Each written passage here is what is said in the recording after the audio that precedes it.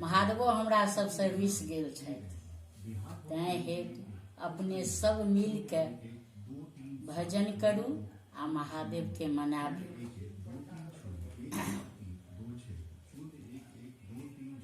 गौरी दौड़ी दौड़ी कहथिन है मोर भंगिया रूसल जाय। गौरी दौड़ी दौड़ी कहथिन है मोर भंगिया रूसल जाय।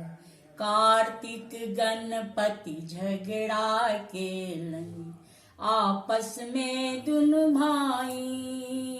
कार्तिक गणपति झगड़ा केलनि आपस में दुनु भाई। भांग छोड़ी हमें झगड़ा छोड़लौं। भांग छोड़ी हमें झगड़ा छोड़लौं। ताहिले रूसल जाई हे मोर बुढ़वा रूसल जाई।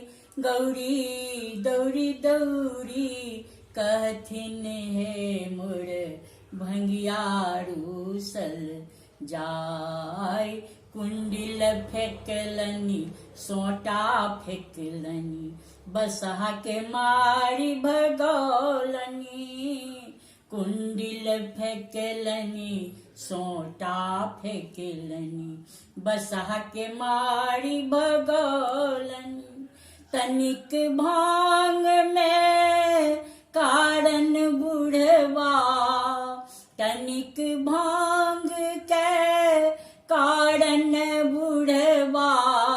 गौरी के तेजने जाई है बतहबा रूसल जाय। गौरी दौड़ी दौड़ी कहथिन है मोर भंगिया रूसल जाय। आई है माई पढ़े पड़ोसिनी शिव के दियन मनाई। आई है माई टुल्हे पड़ोसिनी शिव के दियन मनाई। एक रति भांग के कारण भंगिया। एक रति भांग के कारण भंगिया।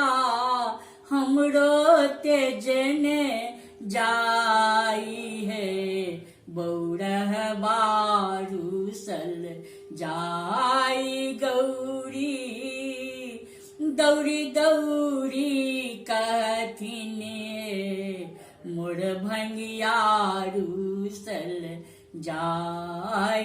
भनहि विद्यापति सुनु माता गौरी बैस रहू घर जाई। भनहि विद्यापति सुनु माता गौरी बैस रहू घर जाई। अपने दौड़ल भंगिया ओता।